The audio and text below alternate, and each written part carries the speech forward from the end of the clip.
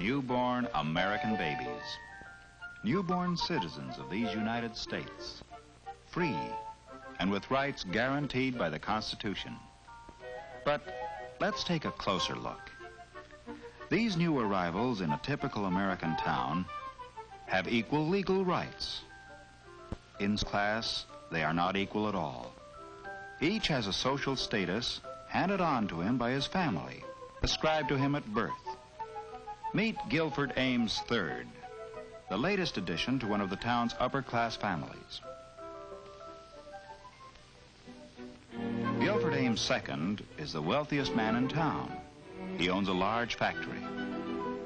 The Ames is one of the oldest families in the community, and so it represents prestige as well as wealth. This is where an Ames family has lived for the last 100 years, and this is where Guilford Ames III will live.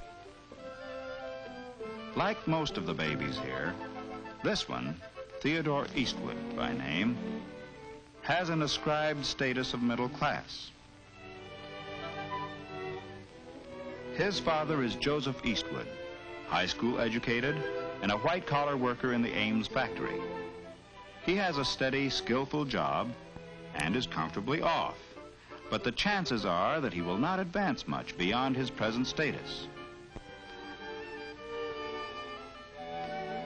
The mortgage on his house is on its way to being paid, and someday it undoubtedly will be.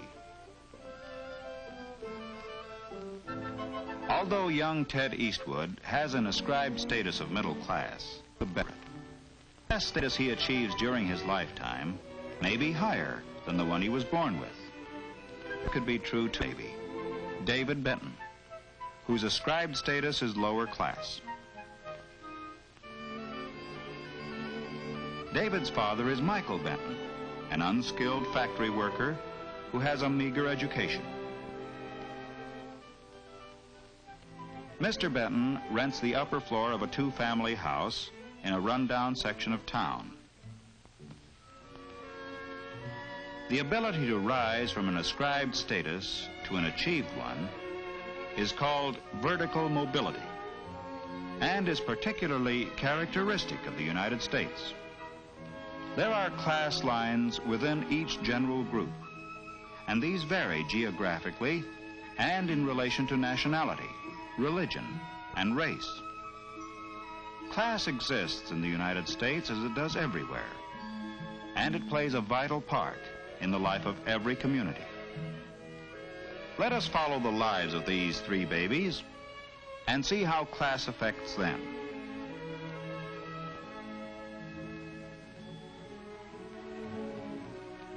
"18 years later, Gil, Ted, and Dave are in the graduating class of the town's high school. After the commencement exercises, the three boys, who are good friends, meet to say goodbye.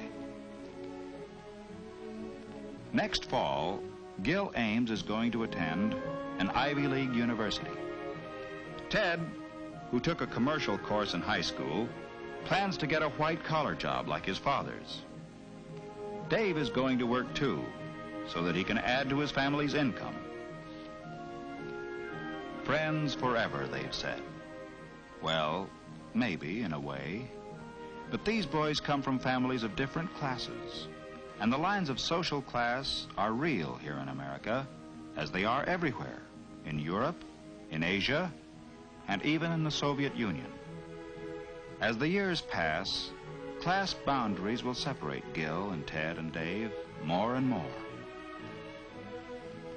The boundaries between Ted's middle-class parents and Dave's lower-class parents are as important as those that lie between the upper and the middle classes.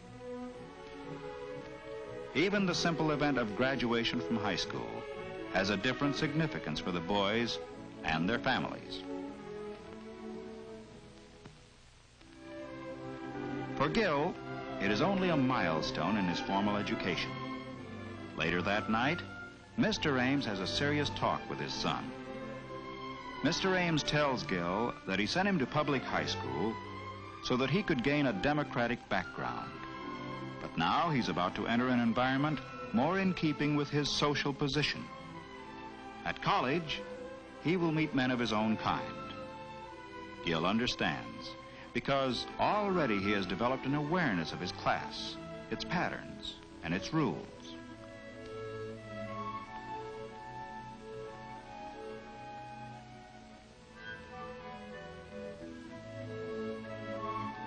In another part of town, the Eastwoods have just finished dinner, and Mr. Eastwood is talking with Ted about his plans for the future.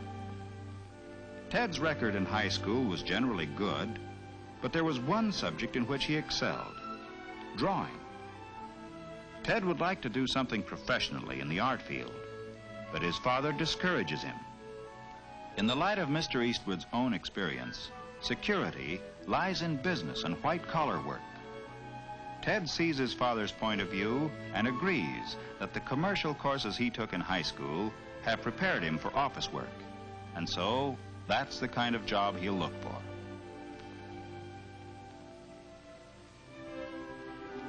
In the Benton household, graduation from high school is an event worthy of celebration, and a family party in Dave's honor is in progress. Mr. Benton proudly announces to the guests that Dave has already gone out and found himself a job. In the Benton family and among their neighbors, economic pressures are important. Dave's initiative in finding work is highly regarded by all of them, and his parents are justifiably proud.